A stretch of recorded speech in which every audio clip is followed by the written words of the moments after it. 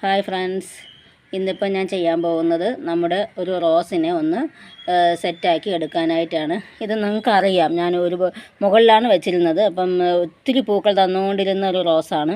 അതിൽ കൂടെ ഒരു തുളസി അങ്ങ് വളർന്നിട്ട് ഇതിൻ്റെ വളർച്ച അങ്ങ് മുരടിച്ചും പോയി. ഇപ്പം വരുന്നുണ്ട്, എന്നാലും അതൊന്ന് ശോഷിച്ച പോലെ ആയതുപോലെ തോന്നി. അപ്പം ഞാൻ മുകളിൽ നിന്നും പതുക്കെ എടുത്തുകൊണ്ട് വന്നിട്ട് കുറേ മണ്ണങ്ങ് മാറ്റി കേട്ടോ. നിറയെ മണ്ണും വളവും തന്നെയാണ് ഇതിനകത്ത് നിറയും. അപ്പോൾ അതെല്ലാം കൂടെ നിന്നിട്ട് ഞാനങ്ങ് കുറേ അങ്ങ് മണ്ണും മാറ്റിയിട്ട് കുറച്ച് ചാണകപ്പൊടിയും എല്ലുപൊടിയും DAPയും കൂടെ ചേർത്ത് ഒന്ന് ആഡ് ചെയ്ത് കൊടുക്കാമെന്ന് വിചാരിച്ചു. ഇനി അതിൽ മണ്ണ് ഇടുന്നില്ല, മേൽഭാഗത്ത് മാത്രം കുറച്ച് മണ്ണ് നമുക്ക് ഇട്ട് കൊടുക്കാം. അപ്പം നമുക്ക് ഇത് എന്ന് വെച്ചാൽ ഇതിനങ്ങ് നഷ്ടപ്പെടുത്തിയ ഭയങ്കര വിഷമമായിരിക്കും എനിക്ക്. ഒത്തിരി വർഷമായ പ്ലാന്റാണ്. ചെടികൾ വിൽക്കുന്ന കടയിൽ നിന്ന് തന്നെയാണ്, നഴ്സറിയിൽ നിന്ന് തന്നെയാണ് ഞാൻ വാങ്ങിയിട്ട് തന്നെ ഒത്തിരി വർഷമായി വാങ്ങിയിട്ട്. ഏകദേശം 3 വർഷമൊക്കെ കഴിയുമെന്നാണ് തോന്നുന്നത്. 3 അല്ല, കൂടുതലാവും.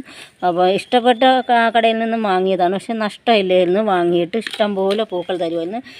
നാടനാണെന്ന് തോന്നുന്നു, നാടൻ വെറൈറ്റിയാണ്. പക്ഷേ പൂ വിരിഞ്ഞ് കഴിഞ്ഞാലും നമുക്ക് ഒത്തിരി ദിവസം ഇത് നിൽക്കും ഇങ്ങനെ.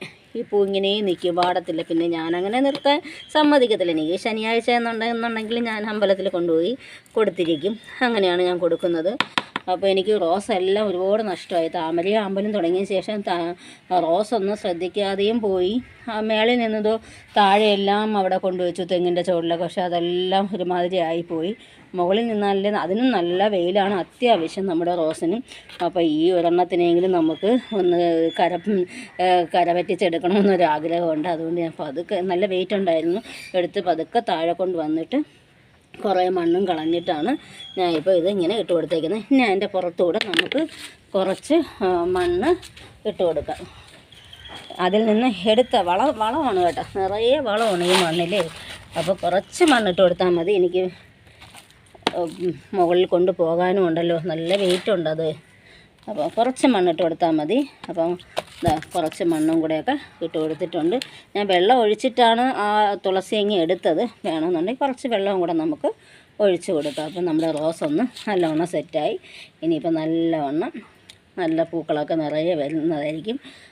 ബഡുണ്ട്, ഒരു ബഡ് നിൽക്കുന്നുണ്ടോ.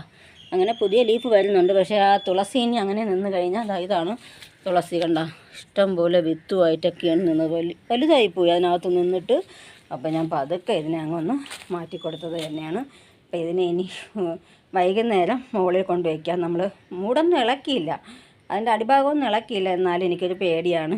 തണലത്ത് വെച്ചിട്ട് വൈകുന്നേരം എങ്ങാനും മുകളിലോട്ട് കൊണ്ടുവയ്ക്കാമെന്ന് വിചാരിക്കുന്നു.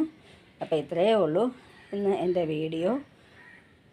ഈ ഒരു താമര അമ്പലമൊന്നേ വരത്തുള്ളൂ കേട്ടോ. ഈ റോസിനെ ഒന്ന് സെറ്റാക്കി എടുത്തിട്ടുണ്ട്. Okay, thank you.